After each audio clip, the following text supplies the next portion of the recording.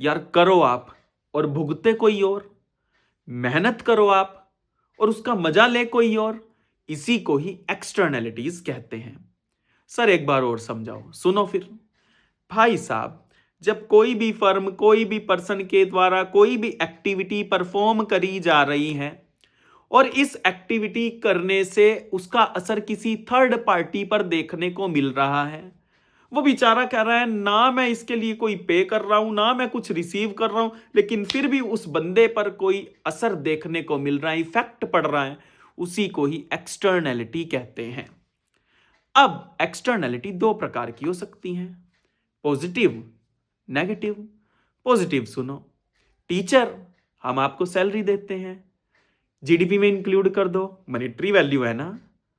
लेकिन टीचर के पढ़ाने से, एजुकेशन देने से सोसाइटी में क्राइम कम हो रहे हैं, सोसाइटी को और बड़े सारे बेनिफिट्स मिल रहे हैं, लेकिन इन बेनिफिट्स की वैल्यू जीडीपी में सीधे सीधे इंक्लूड नहीं करी जा रही है।